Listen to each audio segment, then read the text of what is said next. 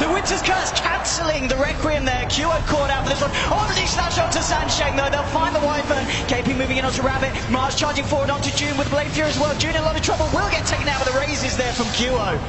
And it will be a push this up to the high ground. This is very confident, but they know a lot of big abilities are on cooldown. There's no Winter's Curse. There's no Queen of Pain ult for a little bit. Oh, might have overextended after all, though. Damage to the finger as well. QO getting low. Oh, March with the charge just in time to stop Rabbit getting the final touch in. Moon will blink forward, get the physical damage in. They'll bring down the SF.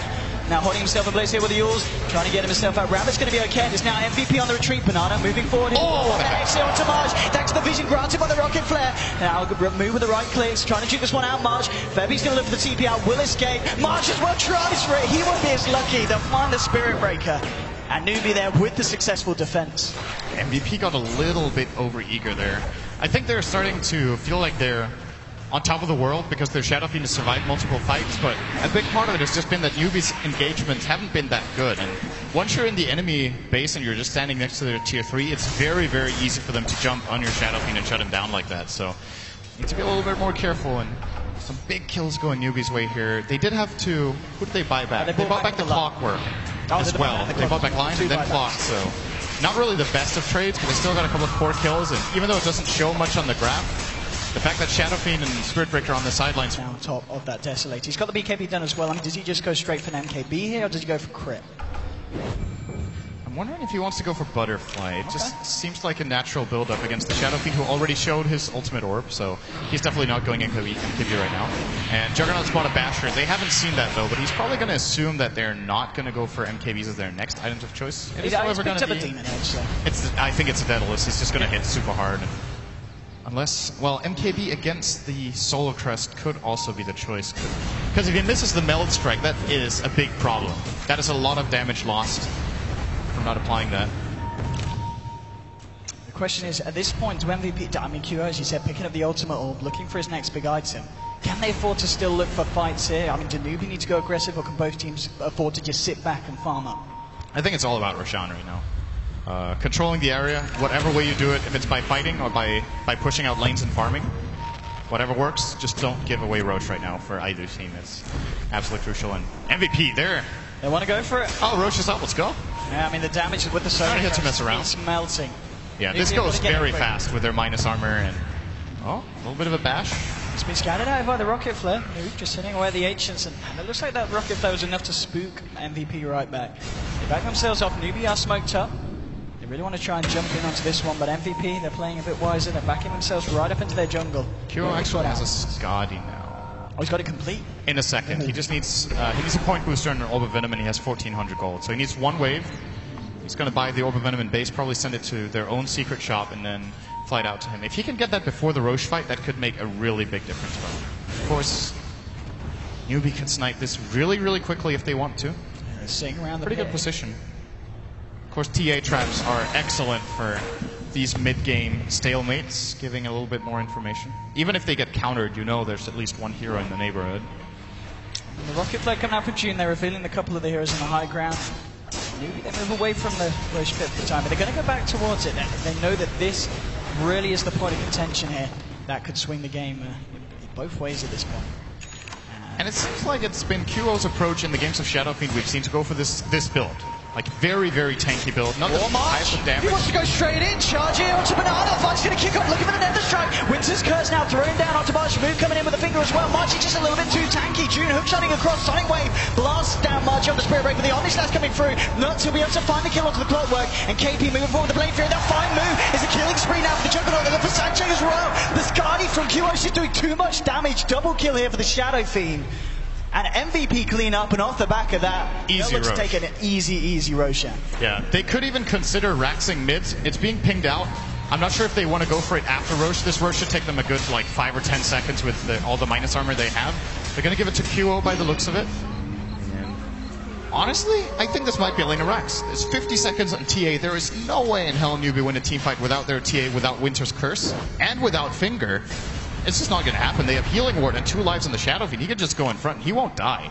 So the question is, do MVP have the confidence, and do they believe that the TA does not have buyback? If they saw the MKB, they would know.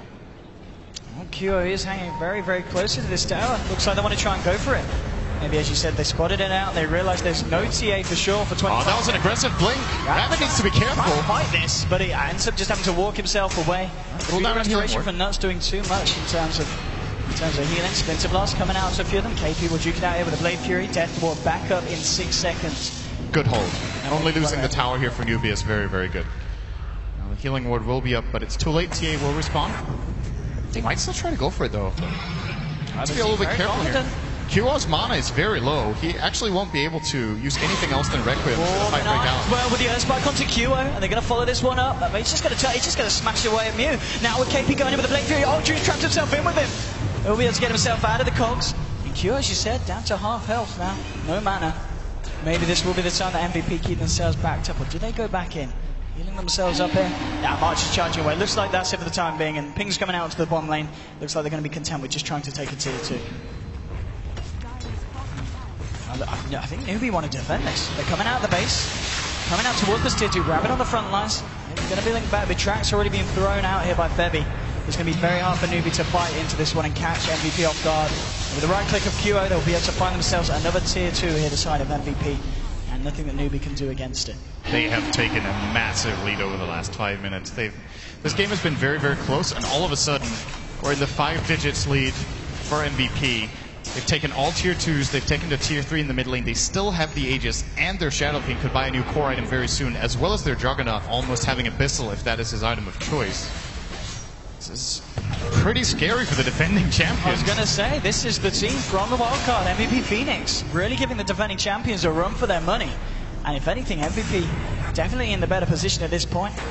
So they're going to move forward, maybe try and go for the high ground here. Move's being tracked up, a banana here with a stun onto QO. The damage comes through the move, but it's just not enough. QO's just too damn tanky. With a healing ward dropped as well by KP. Winter's Curse now coming out. KP's going to fall. They'll find the kill of the Juggernaut, but QO with the Requiem coming out. Move, he's been called embrace. He's going to be okay for the time being, but they're just going to continue to fight. June's had to back himself out on the sidelines. Banana getting very, very low here. Throws out the finger. QO might just fall here. No, Move, he hasn't got the damage. No, the paralyzing cards. The bounces. Move out in place. He's going to go down. Will buy back straight away. It's a double kill for QO though. He's incredibly low, but he's still got that Aegis here. Will go down once, but he's going to be back for round 2. Mood trying to force March back out the base. Walking the SF2 to fight up against. He's going to get hexed up straight away, but again the cars passing through. Onto Mood with the charge onto Banana. MVP. Oh, they moved down to oh no!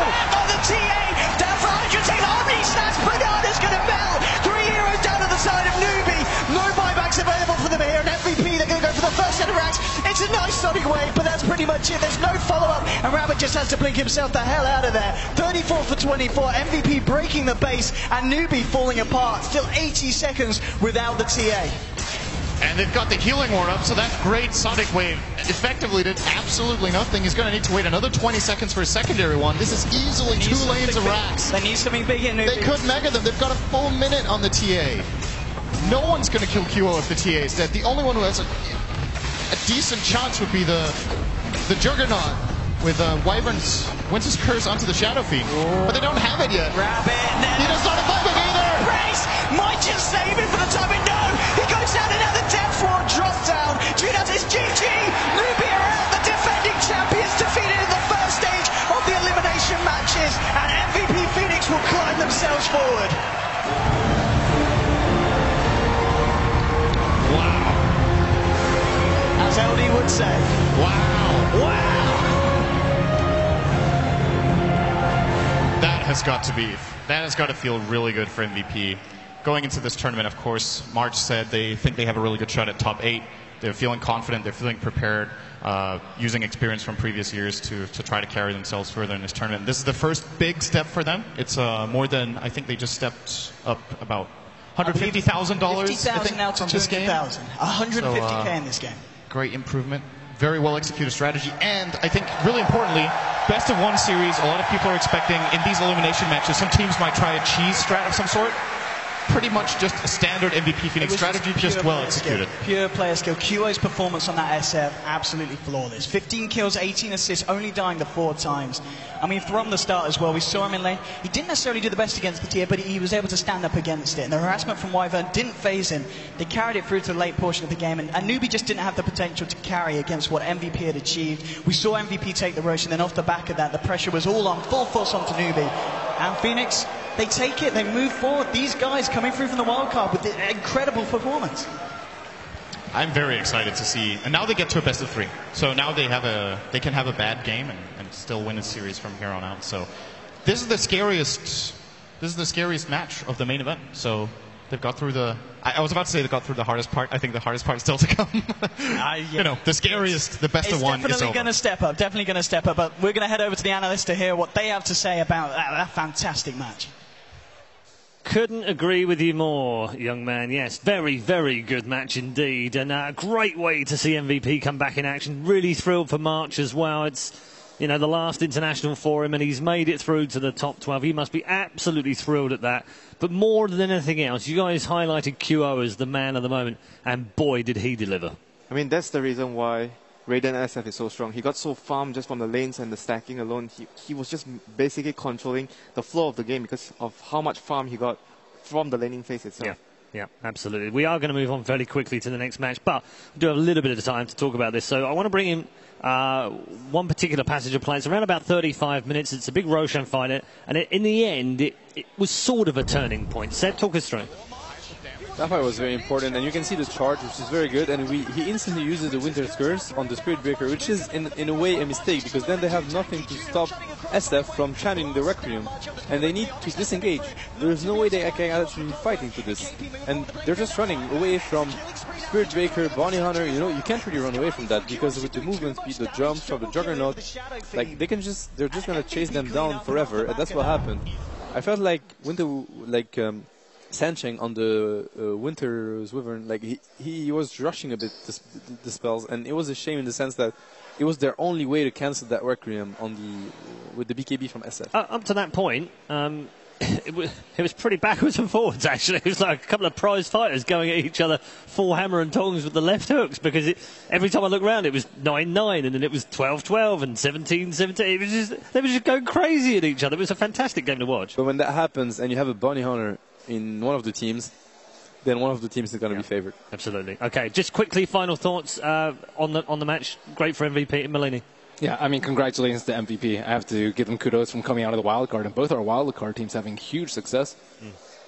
Kyrian? Yeah, it was great. I had a smile on my face for most of that, because it was great to see them go through. Their reaction at the end was fantastic. And, I mean, it's hard not to feel for those guys. I feel bad for Newbie, but MVP, I mean, you can't help but want them to get it. Absolutely. And the champions are out, as OD Pixel said. We knew that they weren't perhaps in the best of form, but they're gone. Yeah, for me, I want to see more from March, you know. Like, it's his last year. He wants to go out with a bang. Absolutely. All right, thank you, gentlemen, on that game. We are going to move on to our other two teams that are ready and lining up, waiting to come out for the second game of the lower bracket. We're just going to really go through these so quickly. It's going to be such a fun time. Our next two are Na'Vi and Vici Gaming. So we're going to start off with an interview with Hvost.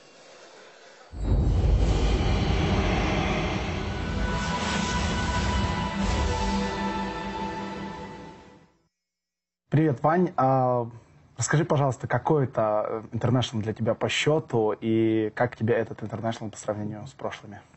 Это мой третий интернешнл, который я посещаю, второй в Сиэтле. В принципе, Valve, как всегда, на высоте. Все сделано очень супер, все комфортно, тренируемся. То есть очень удобные практик-зоны, все сделано очень классно. Что он для меня значит? Надо выигрывать вот эту вещь. Если брать твой опыт на предыдущих интернешнлах, что тебе с твоего опыта поможет хорошо сыграть в этом году?